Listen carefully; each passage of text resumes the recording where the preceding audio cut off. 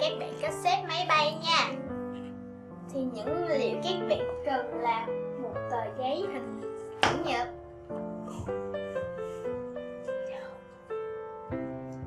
và một cây bút chì ha các bạn.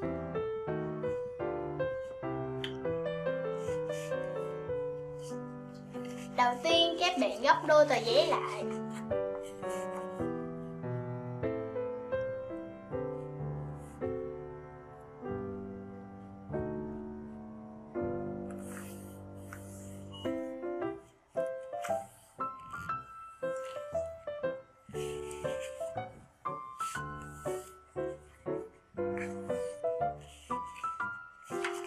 Mở ra và gấp góc vào theo đường thẳng hồi nãy mình vừa tạo ha.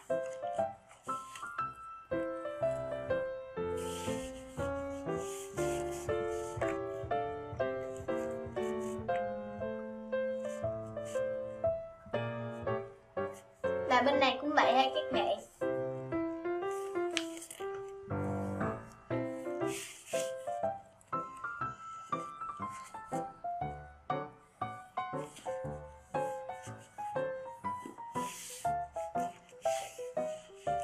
Rồi, ở khúc này các bạn sẽ gấp nó qua. Gấp qua cho đường này thẳng với cái góc bên này thẳng với góc trên này ha.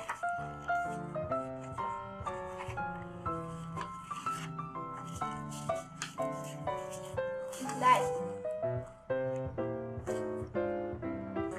Hai góc này thẳng với nhau thôi các bạn.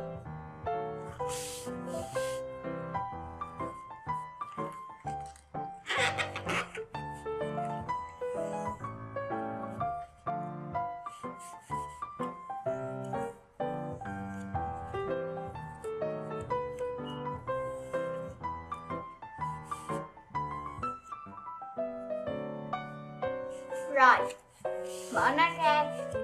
Và bên này cũng vậy, các bạn cũng gấp nó vào.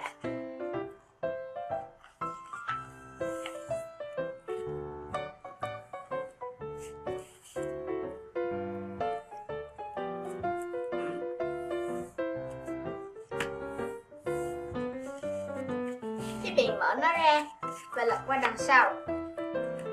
Gấp nó xuống theo đường vừa bằng ở đây ha.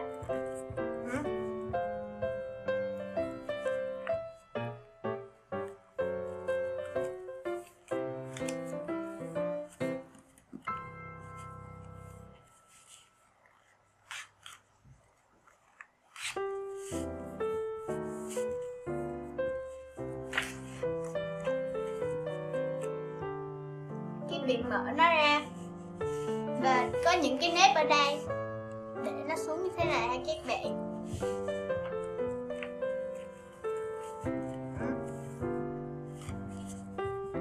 Và đè xuống.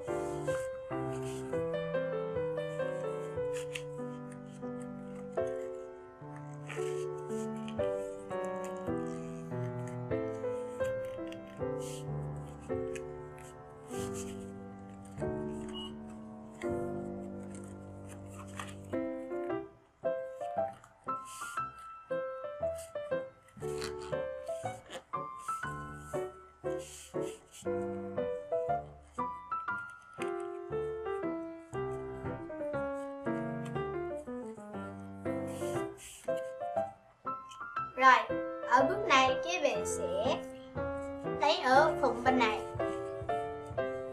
và gấp nó qua.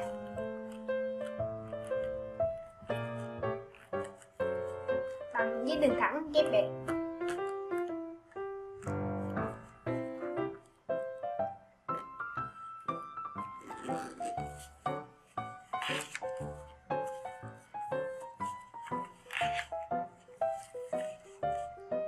Bên này cũng vậy, gấp nó qua luôn.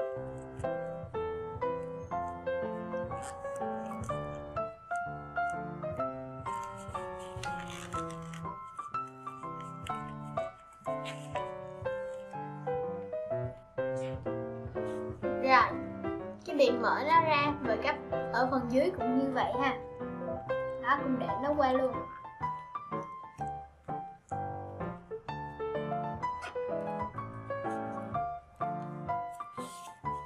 Bên này cũng vậy.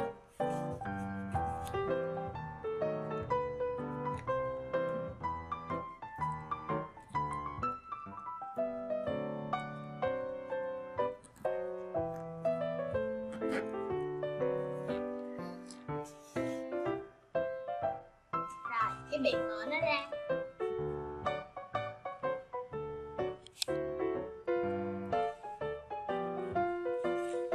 Ở phần tấm giấy này các bạn sẽ gấp nó xuống.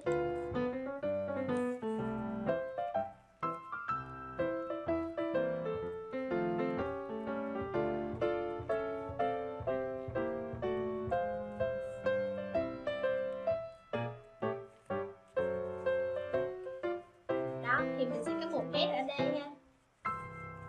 Và phần này các bạn sẽ để nó lên. Thì nó đã có những cái nét sẵn rồi ha. Và các bạn để nó lên rồi.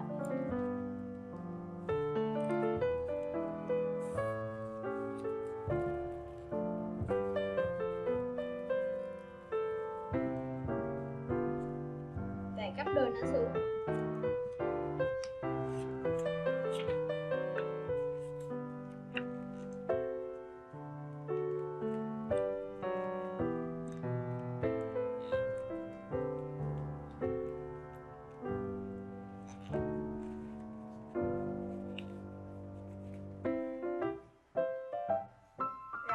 Tiếp theo chúng ta sẽ gấp đôi tờ giấy lại.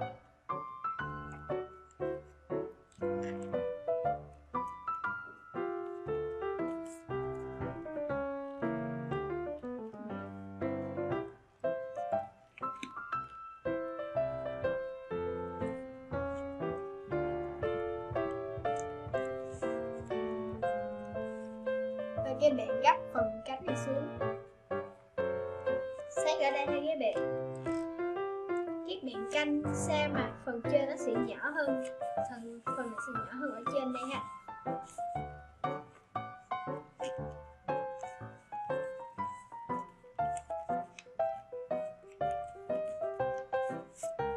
Lật qua đằng sau và xếp bằng với cánh đằng trước cho các bạn.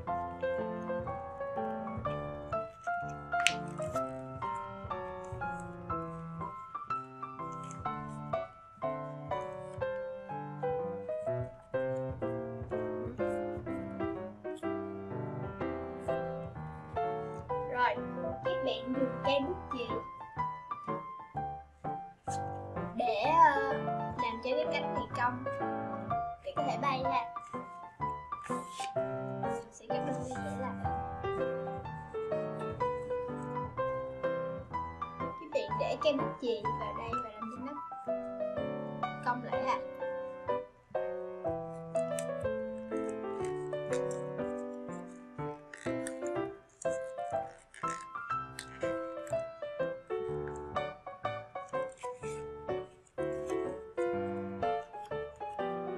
Bên này cũng vậy.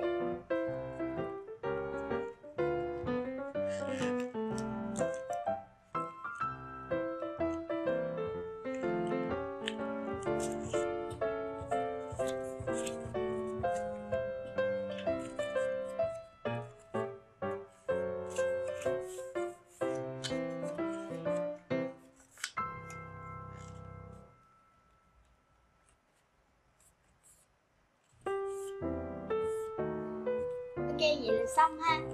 Cảm ơn các bạn đã xem video của mình. Đừng quên like, share và subscribe trên kênh PA Channel. Xin chào và hẹn gặp lại các bạn ở những video sau.